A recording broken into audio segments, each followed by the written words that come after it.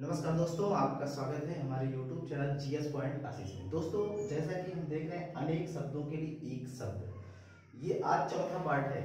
अभी और भी एक दो पार्ट और आ जाएंगे, क्योंकि सारे पार्ट में मतलब दो तीन पार्ट में तो ये पूरा होने वाला है नहीं, तो ये बहुत लंबा टॉपिक है। तो अभी एक दो पार्ट और आ सकते हैं। तो अभी मैंने आपको दिया था कि ये 5 मैंने आपको वर्क दिया था कि घर पे आप करने के लिए, आप कमेंट करने के लिए। यहाँ पर देखिए, जिस पर मुकदमा चलाया गया हो, है ना, जिस पर मुकदमा चलाया गया हो उसके लिए एक शब्द आपको जो है ढूंढना था, आपको बताना था। तो जिस पर मुकदमा चलाया गया हो, वह व्यक्ति जिस पर मुकदमा चलाया गया हो कौन होता है? अभियुक्त होता है। कौन होता है? अभियुक्त होता है।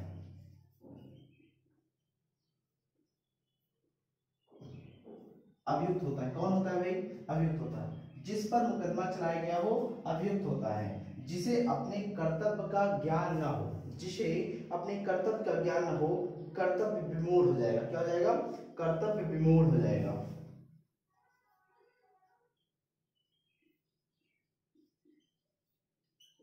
जिसे अपने कर्तव्य का ज्ञान ना हो, कर्तव्य विमूढ़ हो जाएगा। जिसकी कोई सीमा ना हो, जिसकी कोई भी सीमा ना हो, असीम हो जाएगा।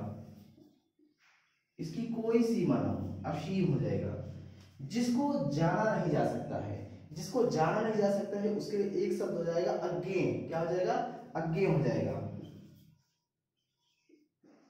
जिसको जाना नहीं जा सकता है, जिसका आदि व अंत न हो, जिसका आदि न हो अंत भी न हो, उसके लिए एक शब्द क्या कहते हैं? जिसका आदि व अंत न हो उसके लिए एक शब्द कहते हैं, बताइए।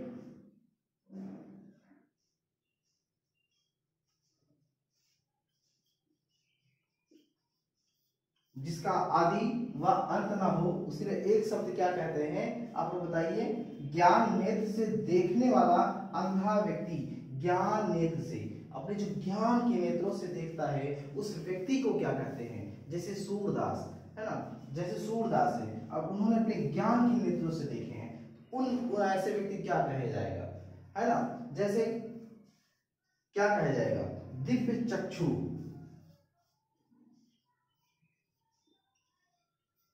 दिव्य चक्षु क्या कहा जाएगा? दिव्य चक्षु कहा जाएगा। जिसे भले बुरे का ज्ञान ना हो, जिसे भले बुरे का ज्ञान ना हो उसके लिए एक शब्द हो जाएगा अविवेकी। अविवेकी हो जाएगा। दोस्तों आगे ये तो जो है बहुत प्रीवियस ईयर जो क्वेश्चन पेपर पूछा गया था, ऐसे सारे क्वेश्चन हमने करा दिया है। बाकी अभी और भी जो है जो बचे हुए हैं उनको हम एक बार एक नजरों में देखते हुए चलते हैं, है ना।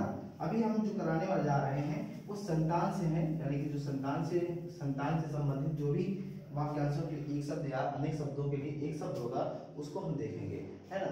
तो चलिए देखते हैं संतान से संबंधित जो प्रमुख शब्द होंगे। किससे? संतान से संबंधित।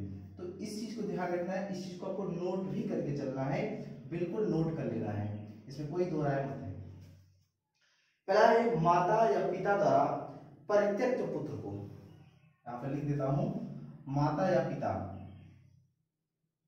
माता या पिता, माता या पिता द्वारा परित्यक्त पुत्र को, माता या पिता द्वारा परित्यक्त पुत्र को क्या कहते हैं, है ना। माता या पिता द्वारा परित्यक्त पुत्र को क्या कहते हैं? परित्यक्त मतलब है कि उन्होंने त्याग दिया है, यानी कि परित्यक्त मतलब है त्याग दिया। ऐसे जो है माता पिता जिन्होंने अपने बच्चों को त्याग दिया है उनके लिए एक शब्द है, एक शब्द में क्या कहा जाएगा? उनके लिए कहा जाएगा अपविद्ध कहा जाएगा। क्या कहा जाएगा? अपविद्ध। अपविद्ध। ऐसे माता पिता जिन्होंने अपने पुत्र को त्याग दिया है, छोड़ दिया है, उनके लिए एक शब्द हो जाएगा अपविद्ध। या माता या पिता द्वारा परित्यक्त पुत्र को क्या कहते हैं? अपविद्ध कहते हैं। क्या कहते हैं? अपविद्ध कहते हैं। यानी कि इनके माता पिता इनको अपने बच्चों को त्याग दिए हैं, है ना, अपनाने ही त्याग दिए हैं। दूसरा है अपनी विवाहिता पत्नी से उत्पन्न पुत्र। अपनी विवाहिता पत्नी से उत्पन्न पुत्र,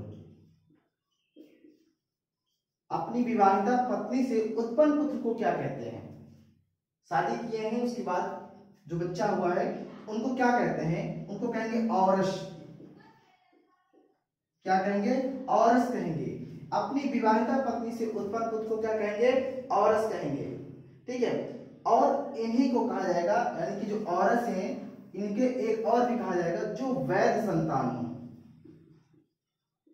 जो वैध संतान हो।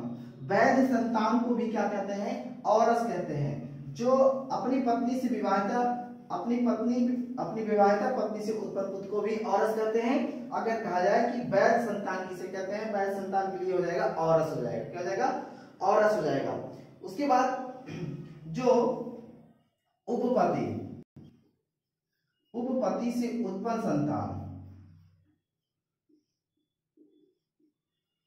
एक शब्द क्या हो जाएगा, उपपति से उत्पन्न संतान। यहां उपपति का मतलब है कि गैर पति, गैर पति से उत्पन्न संतान को क्या कहते हैं, एक शब्दों में क्या कहते हैं, जारज कहते हैं। जारज कहते हैं, क्या कहते हैं, जारज कहते हैं। उपपति से उत्पन्न संतान या फिर गैर पति से उत्पन्न संतान को क्या कहते हैं, जारज कहते हैं। क्या कहते हैं, जारज कहते हैं। दूसरा है कि दूसरी मां की कोख, दूसरी मां की कोख से उत्पन्न होने वाला या जन्म लेने वाला, दूसरी मां की कोख से उत्पन्न होने वाला, एक शब्दों में क्या कहते हैं, दूसरी पत्नी या दूसरी मां से उत्पन्न होने वाले संतान को क्या कहते हैं, कोख मतलब उदर,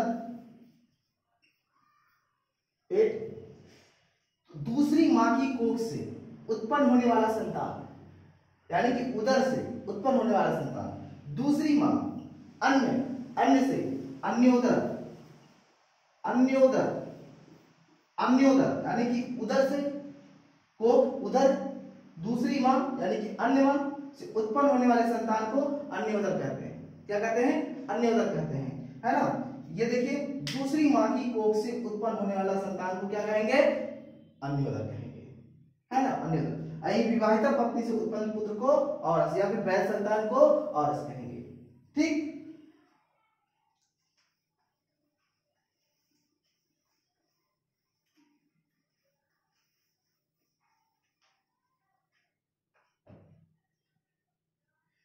जिसका जन्म कन्या के गर्भ से हुआ हो, जिसका जन्म,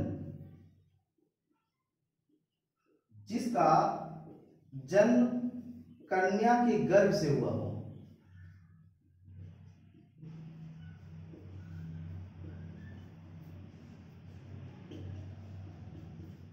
जिसका जन्म कन्या के गर्भ से हुआ। कन्या का मतलब है अविवाहित,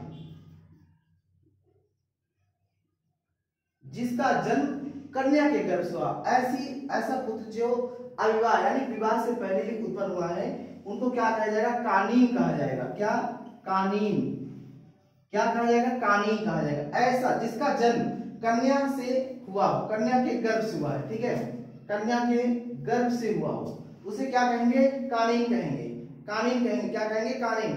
ऐसा जिसका जन्म अविवाहित लड़की या अविवाहित कन्या के गर्भ से हुआ हो, उसे क्या कहेंगे, कानीन कहेंगे। क्या कहेंगे, कानीन कहेंगे। ठीक है, क्रय किया हुआ पुत्र को क्या कहेंगे, क्रय किया हुआ पुत्र को क्या कहेंगे, क्रय किया हुआ पुत्र को क्या कहेंगे, क्रय मतलब खरीदना, क्रय मतलब खरीदना, क्रय मतलब खरीदना। खरीदे हुए पुत्र को क्या कहेंगे, कृतिक कहेंगे। क्या कहेंगे, कृतिक कहेंगे, कृतक। क्रय किया हुआ पुत्र को या खरीदे हुए पुत्र को क्या कहेंगे, कृतक कहेंगे। क्या कहेंगे, कृतक कहेंगे। क्या कहेंगे, कृतक कहेंगे। क्यों, क्योंकि इसने क्या किया है, क्रय किया है, खरीदा है, उस पुत्र को क्या किया है, खरीदा है। तो खरीदे हुए पुत्र को क्या कहेंगे, कृतक कहेंगे। क्या कहेंगे, कृतक कहेंगे। कानीन किसे कहेंगे, ऐसा जिसका जन्म कन्या के गर्भ से हुआ हो, जो अविवाहित हो, उसे क्या कहते हैं? कानीन कहते हैं। क्रय किया हुआ पुत्र को क्या कहेंगे? कृतक कहेंगे। दूसरा देखते हैं, नियोग प्रथा से उत्पन्न पुत्र को क्या कहते हैं? नियोग प्रथा से उत्पन्न पुत्र को क्या कहते हैं? नियोग प्रथा से उत्पन्न हुए पुत्र को क्या कहेंगे? क्षेत्रज कहेंगे। क्या कहेंगे? क्षेत्रज कहेंगे। क्या कहेंगे? क्षेत्रज कहेंगे। नियोग प्रथा से उत्पन्न हुए पुत्र को क्षेत्रज कहा जाता है। अगला है, गोद लिए हुए पुत्र को क्या कहते हैं?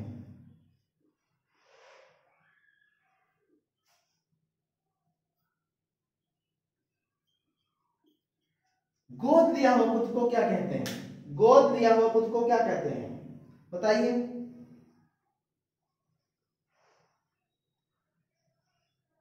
गोद लिया हुआ पुत्र को क्या कहते हैं? दत्तक कहते हैं। क्या कहते हैं? दत्तक। गोद मतलब लिए भाई, वो किसी दूसरे के यहाँ जाकर उस बालक को क्या कर लिए? गोद ले लिए हैं, है ना? गोद लिए, जिसकी कोई संतान नहीं होता तो क्या कर लेते हैं? वो गोद लेते हैं। तो गोद लिए हुए पुत्र को क्या कहते हैं? दत्तक कहते हैं। क्या कहते हैं? दत्तक कहते हैं। गोद लिए हुए पुत्र को क्या कहेंगे? दत्तक कहेंगे। ठीक, आगे, परित्यक्ता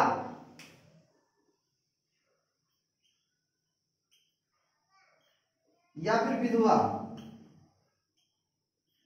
परित्यक्ता या फिर विधवा से उत्पन्न, परित्यक्ता या फिर विधवा से विवाहोपरांत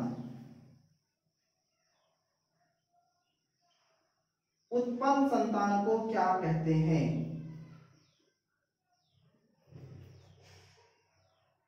परित्यक्ता या फिर विधवा से विवाहोपरांत उत्पन्न संतान को क्या कहते हैं?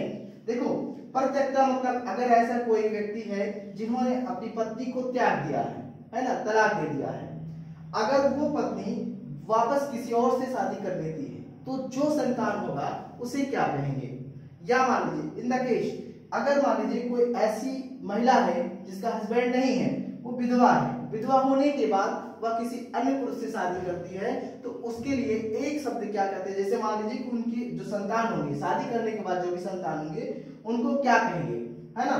परित्यक्ता या फिर विधवा से उत्पन्न संतान को क्या कहते हैं? पौनर्भव। पौनर्भव क्या कहेंगे? पौनर्भव कहेंगे। परित्यक्ता या फिर विधवा से विवाहोपरांत उत्पन्न संतान को क्या कहा जाएगा? पौनर्भव कहा जाएगा। यानी कि ऐसी स्त्री जिनका त्याग दिया गया है, ऐसे पुरुष जिन्होंने अपनी पत्नी को त्याग दिया है, उन्होंने वापस किसी अन्य पुरुष से शादी की है, उसके बाद जो उत्पन्न संतान होता है उन्हें एक शब्द में क्या कहेंगे? पौनर्भव कहते हैं। क्या कहते हैं? पौनर्भव कहते हैं। ठीक है।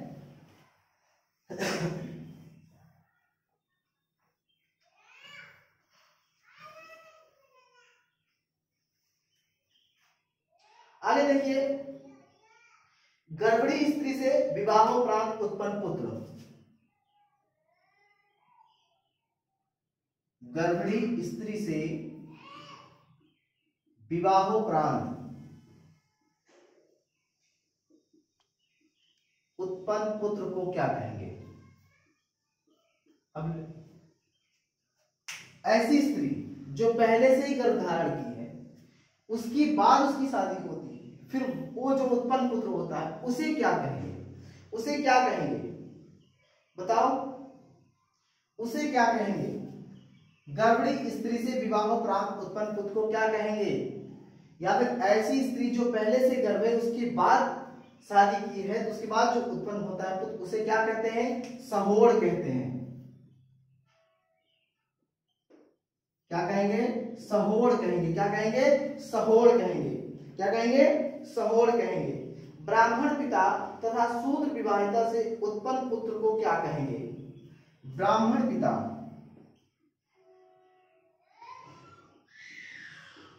तथा शूद्र, ब्राह्मण पिता तथा शूद्र विवाहिता से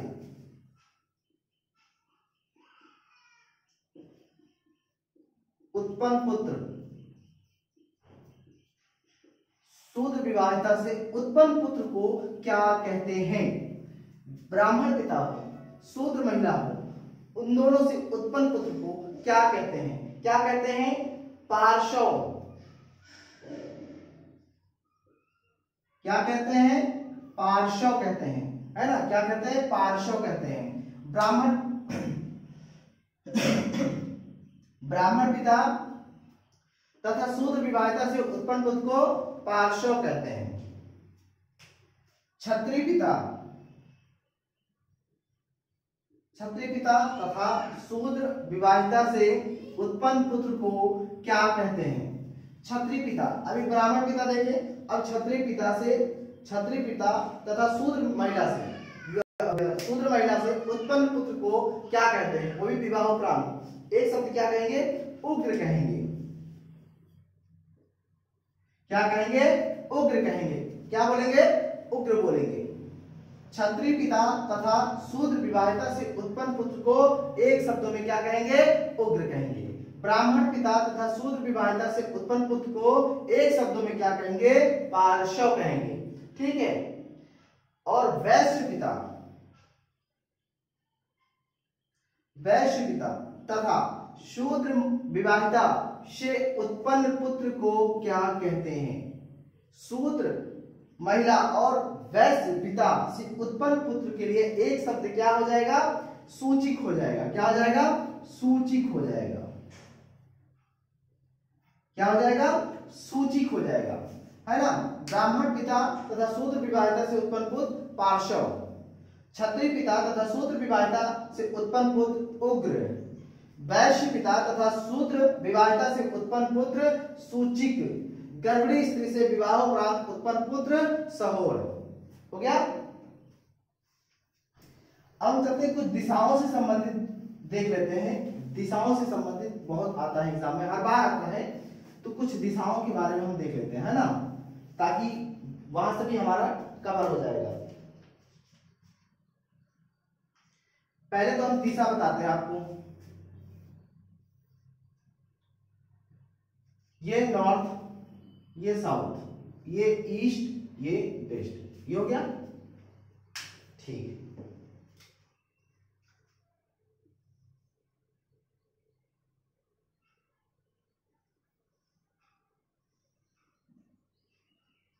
नॉर्थ ईस्ट, ये क्या है? नॉर्थ ईस्ट है। नॉर्थ ईस्ट, ये साउथ ईस्ट, ये साउथ वेस्ट, ये नॉर्थ वेस्ट। ठीक, ये नॉर्थ वेस्ट। इसी के अकॉर्डिंग हम समझेंगे क्या दिशा से संबंधित जो भी हमारा क्वेश्चन बनता है उसको हम देख लेते हैं। दिशाओं से संबंधित क्वेश्चन जरूर आता है, इस चीज को ध्यान रखना है।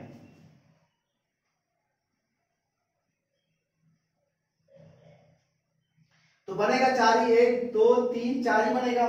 चलो देख लेते हैं क्या क्या बनेगा। दक्षिण और पूर्व, ये दक्षिण है, ये पूर्व है। दक्षिण और पूर्व के बीच की दिशा को क्या कहते हैं? दक्षिण और पूर्व के बीच की दिशा को क्या कहते हैं? दक्षिण और पूरब के बीच की दिशा को क्या कहते हैं? अभी अंग्रेजी में बताना है तो बता देंगे साउथ ईस्ट। तो इसे क्या कहते हैं? इसके लिए एक शब्द रखा गया। क्या कहते हैं भाई? क्या कहते हैं? आग्नेय कहते हैं। आग्नेय। क्या कहेंगे? आग्नेय कहेंगे। आग्नेय कहेंगे। क्या कहेंगे? आग्नेय कहेंगे। क्या बोलेंगे? आग्नेय बोलेंगे, है ना। अब जैसे मान लीजिए आप यहां हैं, ऐसे हैं, ये ऐसे जा रहा है, ये देखो ऐसे जा रहा है ना। मान लीजिए आप उड़ीसा के तट पर जा रहे हैं, इसके अकॉर्डिंग उड़ीसा के तट पर जा रहे हैं। उड़ीसा के तट पर गए तो आग्नेय क्या है? आग्नेय मिसाइल है। तो समझ लीजिए उड़ीसा यानी कि दक्षिण पूरब की तरफ गए, आग्नेय मिसाइल उड़ गई, आग्नेय मिसाइल का परीक्षण हो गया।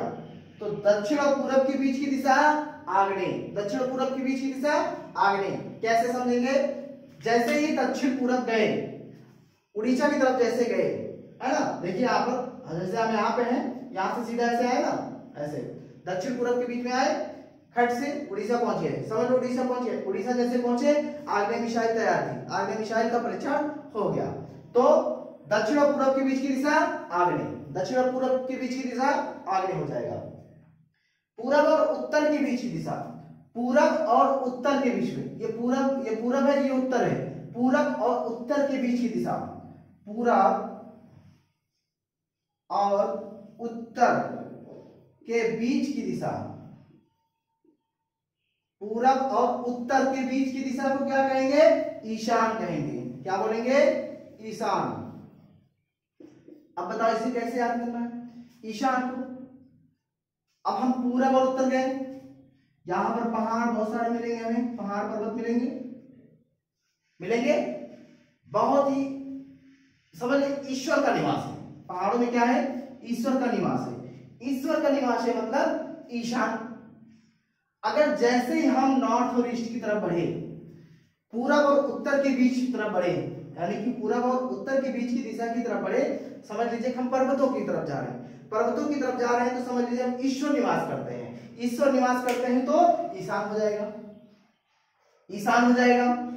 दक्षिण और पूरब के बीच की दिशा जब हमें निकालना हो, जब हमें पता नहीं है, तो दिमाग में ये रखना है कि दक्षिण पूरब जैसे जाएंगे, हम उड़ीसा के तट के पास पहुंचेंगे। जैसे उड़ीसा के तट के पास पहुंचेंगे, वहां पर आग्नेय मिसाइल पहले से रखी होगी और उसका सफल परीक्षण हो जाएगा। तो दक्षिण और पूरब की दिशा, जो बीच की दिशा रहेगी, उसे क्या कहेंगे? आग्नेय कहेंगे। और पूरब और उत्तर के बीच की दिशा को ईशान कहेंगे। जैसे ही पूरब और उत्तर के बीच की दिशा से हम गुजरते हैं, तो हमें पहाड़ और पर्वतों की नजर आने लगते हैं। जैसे पहाड़ और पर्वत मतलब है कि भगवान का घर, ईश्वर का निवास। ईश्वर का निवास मतलब ईशान। कितना सिंपल है, बहुत सिंपल है। उसके बाद उत्तर और पश्चिम के बीच की दिशा, उत्तर और पश्चिम के बीच की दिशा, उत्तर और पश्चिम के बीच की दिशा, एक शब्द क्या कहेंगे? उत्तर और पश्चिम के बीच की दिशा को एक शब्द कहेंगे वायव्य कहेंगे। क्या कहेंगे? वायव्य कहेंगे। क्या बोलेंगे? वायव्य। अब देखो, उत्तर और पश्चिम से जैसे जाएंगे, हमको यहां पाकिस्तान मिलेगा, पाकिस्तान मिलेगा। पाकिस्तान को हवा से क्या कर देंगे? उड़ा देंगे, वायु मिसाइल से उड़ा देंगे। क्या कर देंगे? उड़ा देंगे। उत्तर और पश्चिम के बीच की दिशा को वायव्य कहते हैं। हवाएं जब चलेंगी तो पाकिस्तान क्या हो जाएगी? यानी हम जब दौड़ते हुए जाएंगे, यहाँ पे उत्तर और पूरब, उत्तर और पश्चिम की दिशा के बीच की दिशा की तरफ हम जब दौड़ते हुए जाएंगे, तो हमारे साथ भी हवाएं चलेंगी। जब हवाएं चलेंगी तो पाकिस्तान उड़ जाएगा, यानी कि वायव्य हो जाएगा। तो उत्तर और पश्चिम के बीच की दिशा वायव्य, उत्तर और पश्चिम के बीच की दिशा वायव्य हो जाएगा।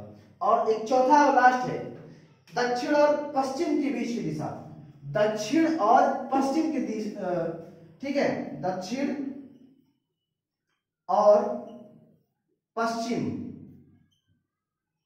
के बीच की दिशा, एक शब्द क्या कहेंगे? दक्षिण और पश्चिम के बीच की दिशा की जो एक शब्द है, उसे क्या कहेंगे? उसे क्या कहेंगे? नैऋत्य कहेंगे। नैऋत्य कहेंगे। अब देखो, जैसे इधर आएंगे, जैसे इधर आएंगे तो हमारा ऋतु क्या हो जाता है? परिवर्तन हो जाता है। अब बताओ, मुंबई की तरफ अगर हम आते हैं तो मुंबई में जो मौसम है, क्या हमारे यहाँ यूपी में है, बिहार में है, दिल्ली में है? नहीं है। मुंबई का क्लाइमेट अलग है, तो मुंबई का क्लाइमेट अलग है, तो ऋतु में परिवर्तन हुआ, तो ऋतु में परिवर्तन हुआ तो नैऋत्य हो जाएगा। बात सिंपल सी, समझ में आया? अब देखो, फिर से बता रहा हूं, दक्षिण और पूरब के बीच की दिशा आग्नेय। जैसे ही हम दक्षिण पूरब के बीच की दिशा पढ़ते हैं तो हमें तब उड़ीसा मिलता है। उड़ीसा के तट पर जैसे पहुंचते, आग्नेय मिसाइल पहले से तैयार थी और सफल परीक्षण हो गया। पूरब और उत्तर के बीच की दिशा, पूरब और उत्तर के बीच की दिशा जैसे हम गुजरने लगे, हमें बहुत सारे पहाड़ पर्वत मिलने लगे। पहाड़ पर्वत मिलने लगे तो हमने देखा वहां ईश्वर का निवास है, तो ईशान हो गया। उत्तर और पश्चिम के बीच की दिशा, उत्तर और पश्चिम के बीच की दिशा, जैसे हम बढ़ने लगे, अपनी तीव्र गति से बढ़ने लगे, तो हमारे साथ हवाएं भी चल रही थी और पाकिस्तान को उड़ा दिया। तो पाकिस्तान उड़ा दिया तो गायब हो गया।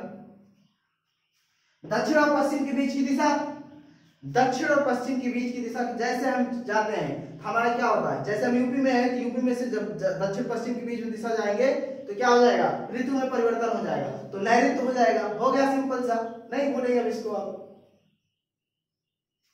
ठीक।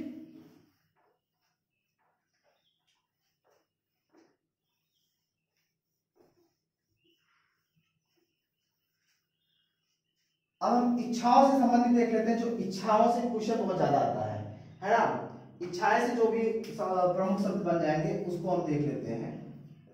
इच्छाएं से बहुत ज्यादा क्वेश्चन बनता है, हर बार क्वेश्चन बनता है इच्छा से, तो इसको भी एक बार हम देख लेते हैं इच्छाएं से, ठीक है।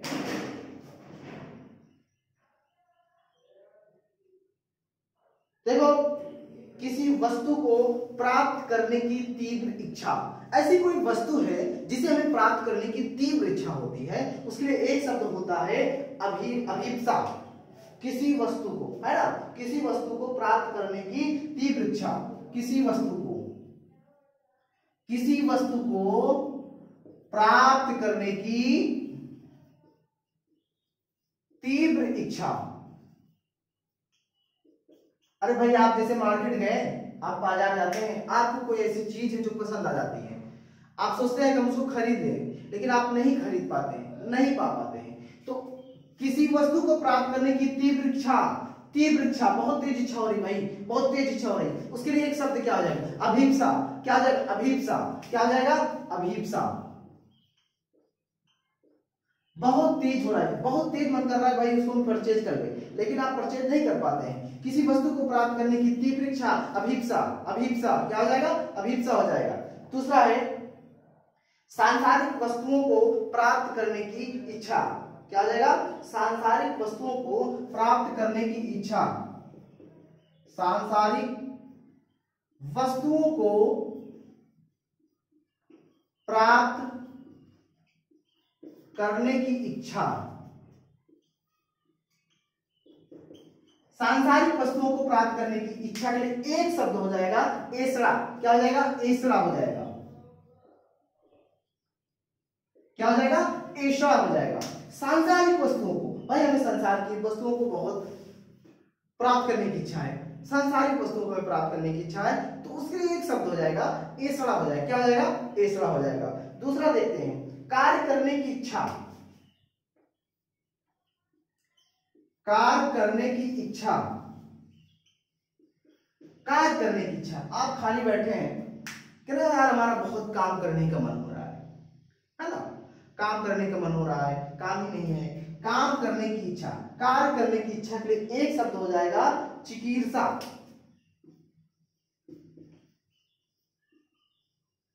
क्या हो जाएगा, चिकीर्षा। कार्य करने की इच्छा, काम करने की इच्छा को क्या कहेंगे, चिकीर्षा कहेंगे। क्या कहेंगे, चिकीर्षा कहेंगे। क्या बोलेंगे, चिकीर्षा बोलेंगे। अगला, जानने की इच्छा। जानने की इच्छा, जानने की इच्छा के लिए एक शब्द क्या हो जाएगा, क्या हो जाएगा, जिज्ञासा।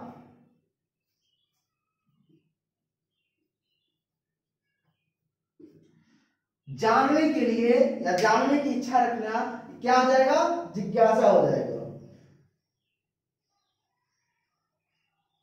जैसे अगर कोई व्यक्ति है, या फिर मान लीजिए आप कहीं पढ़ रहे हैं, आपको उस चीज की नॉलेज नहीं है, आपको मान लीजिए पढ़ा रहा है कोई व्यक्ति, आपने उसको ध्यान से नहीं सुना, फिर आपको वहां इंटरेस्ट जगता है, आप सोचते हैं कि क्यों ना हम इस टॉपिक के बारे में जानें, तो आपकी जानने की इच्छा हुई। जब आपकी जानने की इच्छा हुई तो जिज्ञासा हुई। तो जिज्ञासा मतलब जानने की इच्छा। जानने की इच्छा के लिए एक शब्द जिज्ञासा, ठीक।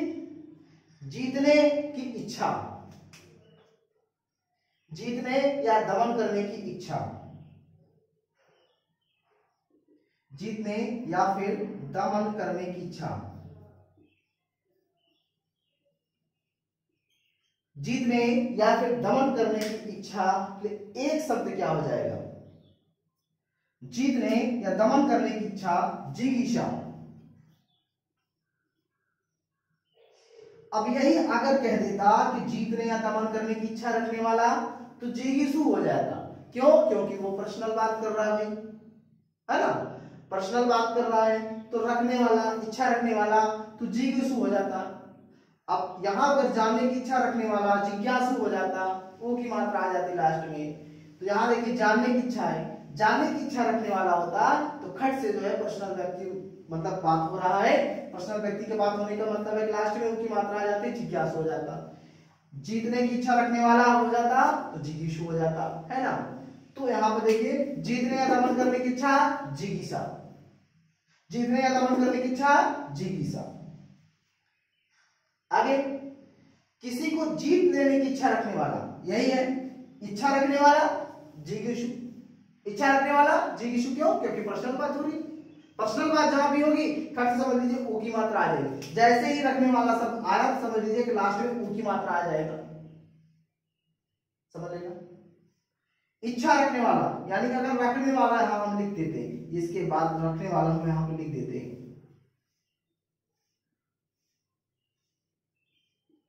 ये हो जाता जिगीषु, क्या हो जाता? जिगीषु हो जाता। तो लेकिन है नहीं, लेकिन अभी जो नया सेंटेंस है जीतने या दमन करने की इच्छा रखने वाला जिगीषु हो जाएगा। दूसरा देखते हैं, किसी को मारने की इच्छा, किसी को मारने की इच्छा, किसी को मारने की इच्छा,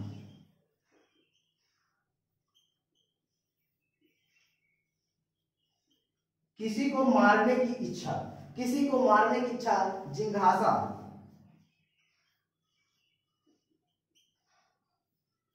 किसी को मारने की इच्छा क्या होगा? जिघांसा होगा। जैसे आप है, आपका मन हो रहा है भैया किसी को मारे, है ना, किसी को मारने की इच्छा क्या हो जाएगा? जिघांसा हो जाएगा। क्या हो जाएगा? जिघांसा हो जाएगा। आइए आगे देखते हैं।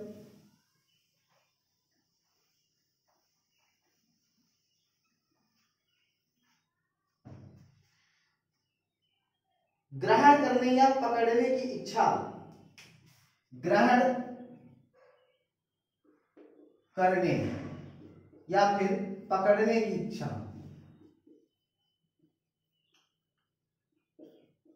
ग्रहण करने या फिर पकड़ने की इच्छा हो जाएगा जिगृक्षा, जिगृक्षा। पकड़ने, पकड़ने की इच्छा हो रही भाई, कोई आपके साथ चल रहा है, सोच रहे लाइए पकड़ लेते हैं, है ना, पकड़ के चलते हैं, तो पकड़ने की इच्छा हो रही लेकिन वो पकड़ने नहीं दे रहा है। आपका मन है पकड़ के चले साथ में, लेकिन वो पकड़ने नहीं दे रहा है। पकड़ने की इच्छा जिगृक्षा। ग्रहण करने, ग्रहण करने मतलब आप बैठे हैं भाई कुछ खा पी लें, है ना, ग्रहण कर लें, तो ग्रहण करने की इच्छा जिगृक्षा, पकड़ने की इच्छा जिगृक्षा। ठीक। जिंदा रहने की इच्छा, जिंदा रहने की इच्छा,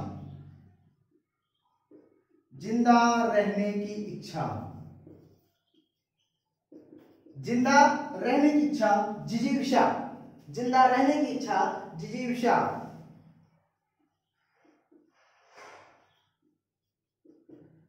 जिंदा रहने की इच्छा जिजीविषा, आपकी जिंदा रहने की इच्छा भैया आपकी जिजीविषा है, जिंदा रहने की इच्छा जिजीविषा।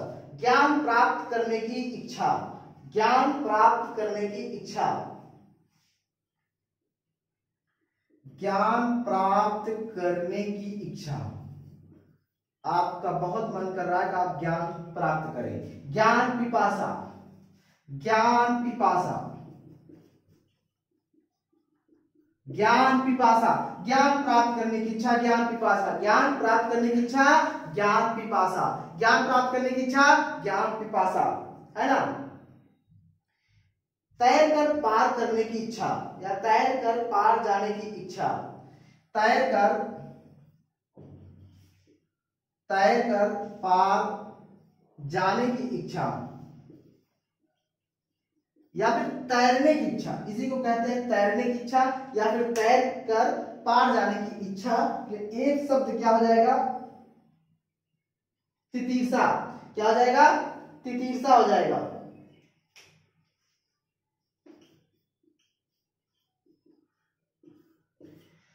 तैरने की इच्छा या तैर कर पार जाने की इच्छा।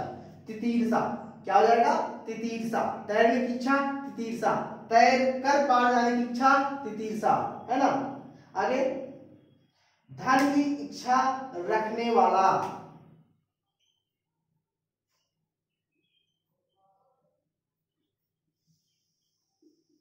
धन की इच्छा रखने वाला। देखिए यहाँ पर पर्सनल बात हो गया। पर्सनल बात हो गया तो हमने आपको एक चीज बताया था, जहां भी होगा ऊ की मात्रा लग जाएगी। धन की इच्छा रखने वाला, धनेच्छु क्या हो जाएगा? धनेच्छु हो जाएगा। इसमें देखिए ऊ की मात्रा लग गया है। धन की इच्छा रखने वाला, धनेच्छु, क्या? धनेच्छु हो जाएगा। आगे, पीने की इच्छा रखने वाला। पीने की इच्छा रखने वाला, पीने की इच्छा रखने वाला। देखिए फिर से यहाँ पर पर्सनल बात कर रहा ना, फिर से ऊ की मात्रा लास्ट में लग जाएगा। पिपासु क्या हो जाएगा? पिपासु, क्या? पिपासु।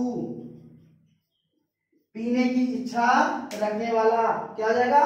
पिपासु हो जाएगा। जब भी आपको लास्ट में, यानी कि जब भी आपको रखने वाला पर्सनल बात करने आ जाता है तो तुरंत आप ये दिमाग में लगा लीजिए कि लास्ट में ऊ की मात्रा आ जाएगी। लास्ट में क्या आ जाएगा? ऊ की मात्रा आ जाएगा। जैसे पीने की इच्छा रखने वाला पिपासु हो गया, है ना।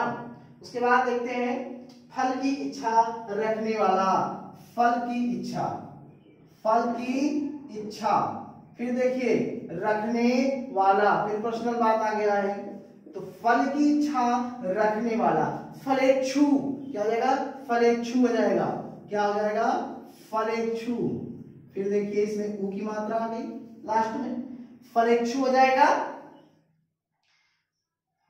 खाने का इच्छुक, खाने का इच्छुक, खाने का इच्छुक, खाने का इच्छुक, बुभुक्षु क्या हो जाएगा? बुभुक्षु। खाने की इच्छुक, खाने का इच्छुक क्या हो जाएगा? बुभुक्षु हो जाएगा। क्या हो जाएगा? बुभुक्षु हो जाएगा। जो अत्यंत भूखा हो, जो अधिक भूखा हो, जो अत्यधिक भूखा हो, जो अत्यधिक क्या हो? भूखा हो, उसके लिए एक शब्द हो जाएगा क्या? बुभुक्षित। भूभुक्षित, उसके लिए एक शब्द भूभुक्षित। बहुत ज्यादा उसे भूख लगी भाई। जो अत्यधिक भूखा हो, जो बहुत ज्यादा भूखा हो, उसके लिए एक शब्द हो जाएगा भूभुक्षित। भूभुक्षित, भूभुक्षित। खाने की इच्छुक, बुभुक्षु, क्या? बुभुक्षु। मोक्ष की इच्छा रखने वाला, मोक्ष की इच्छा रखने वाला। देखो फिर से यहां पर प्रश्नल बात हो रही है तो मुमुक्षु हो जाएगा। मुमुक्षु, मोक्ष की इच्छा रखने वाला क्या आ जाएगा? मुमुक्षु। क्या आ जाएगा? मुमुक्षु। खाने की इच्छा, मुमुक्षु। ठीक है। अब देखो यहां पर इच्छुक, यानी इच्छुक मतलब एक इच्छा रखने वाला। अब खाने की इच्छा, अगर खाने की इच्छा हो जाए, खाने की इच्छा, तो खाने की इच्छा कोई पर्सनल तो बात नहीं कर रहा है। तो जैसे बुभुक्षु था, ये पर्सनल बात कर रहा है। इच्छुक, इच्छुक मतलब रखने वाला, इच्छा रखने वाला, है ना। तो खाने की इच्छा, अगर यहाँ पर ऊ की मात्रा लगा है बुभुक्षु, यहाँ पर क्या हो जाएगा? नहीं लगेगा ऊ की मात्रा, बुभुक्षा हो जाएगा। खाने की इच्छा, बुभुक्षा। आगे,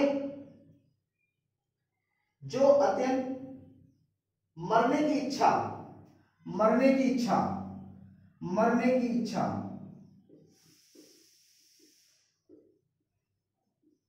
अच्छा, मरने की इच्छा रखने वाला तो पर्सनल बात हो गया, तो मुमूर्षु हो गया। तो मरने की इच्छा जब पर्सनल बात है नहीं तो क्या हो जाएगा? मुमूर्षु तो होगा नहीं, तो मरने की इच्छा क्या हो जाएगा? मुमूर्षा हो जाएगा। क्या हो जाएगा? मुमूर्षा हो जाएगा। मरने की इच्छा मुमूर्षा हो जाएगा। क्या हो जाएगा? मुमूर्षा हो जाएगा। उसके बाद युद्ध की इच्छा रखने वाला, युद्ध की इच्छा रखने वाला,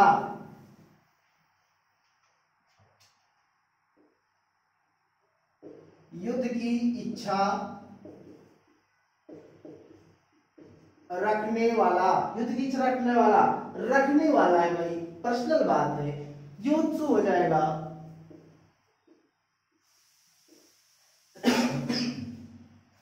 युद्ध हो जाएगा।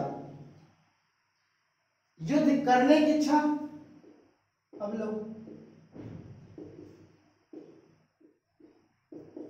अब प्रश्न तो है नहीं, ये प्रश्न था, युद्ध हो गया तो युयुत्सा, युयुत्सा, युद्ध करने की इच्छा, युयुत्सा। आगे शुभ चाहने वाला,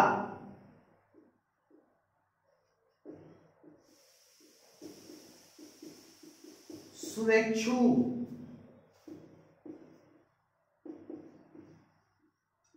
शुभेच्छु। आगे हित चाहने वाला,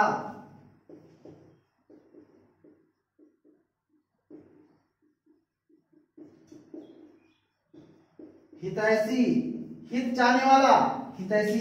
ये इच्छाएं से संबंधित जो भी हमारा बन पड़ा था हमने बनाया था, ठीक है। और दो चार और भी देख लेते हैं जो अन्य से बनता है, जैसे संबंध वाले देख लेते हैं भाई, संबंध का देख लेते हैं ना, जो संबंध से संबंधित उसको भी एक बार देख लेते हैं। संबंध का जितना भी बन पाएगा देख लेते हैं आज संबंध से।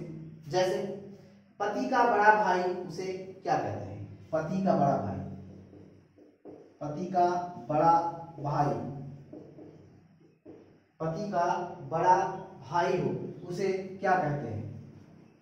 उसे क्या कहते हैं? अगर कोई महिला है उसके पति का एक बड़ा भाई हो उसे क्या कहेंगे?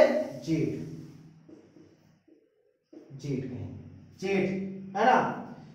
और पति के बड़े भाई की पत्नी, ये तो बड़े भाई है, अगर ये भाई की पत्नी हो तो क्या कहेंगे? जेठानी। क्या कहेंगे? जेठानी कहेंगे। क्या बोलेंगे? जेठानी बोलेंगे, है ना।